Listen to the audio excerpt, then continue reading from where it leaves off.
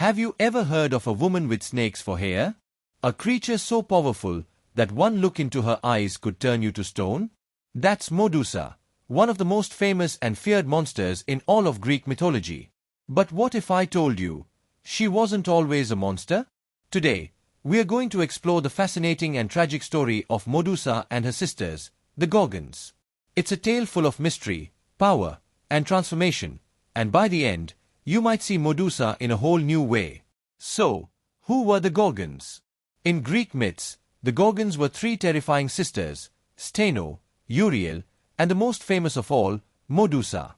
They had snakes for hair, glowing eyes, and sharp claws. Their gaze could turn anyone who looked at them into solid stone. While all three were powerful, there was one big difference. Medusa was the only one who could die. Her sisters were immortal. This made her story even more tragic and more interesting. But here's where things get really surprising. In the earliest versions of the myth, Medusa was just a monster from the start. That was it. No backstory. But later, the Roman poet Ovid added a dramatic twist. In his version, Medusa wasn't born a monster. She was actually a beautiful young woman, a priestess in the temple of Athena, the goddess of wisdom. As a priestess, she had to stay pure and untouched. But one day, the sea god Poseidon saw her and forced himself on her inside the sacred temple. And instead of punishing Poseidon, Athena turned her wrath on Medusa.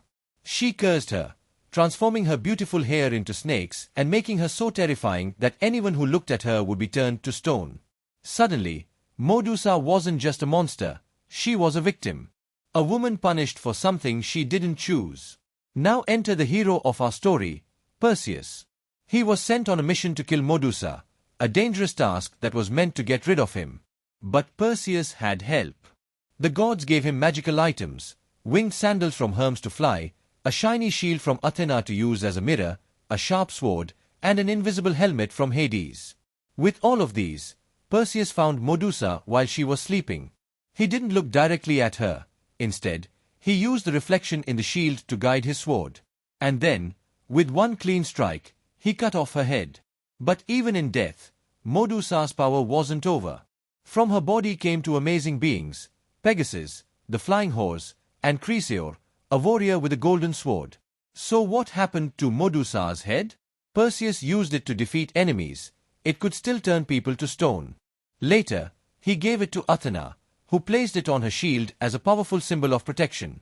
Over time, Medusa became more than just a character in a myth. She became a symbol of power, of transformation, and even of female rage. Today, some people see her as a figure who represents women who have been hurt and silenced. Her story is seen by many as one of pain, revenge, and reclaiming strength.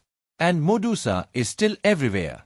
She shows up in art, movies, books, fashion, you name it. The famous painter Caravaggio created a haunting image of a severed head. Her face is the logo of the luxury brand Versace. She appears in Clash of the Titans, the Percy Jackson series, and even Marvel Comics. She might be from ancient myth, but she's still very much alive in our imagination today. So, in the end, who was Medusa? Was she a monster to be feared? A victim of injustice? Or a symbol of something greater? Maybe she was all of those things. Her story still captures our attention thousands of years later, and it makes us question what it really means to be a monster. What do you think? Was Medusa truly evil, or was she turned into one? Let me know your thoughts in the comments. And if you enjoyed this story, don't forget to like, subscribe, and hit the bell for more amazing stories from mythology and beyond.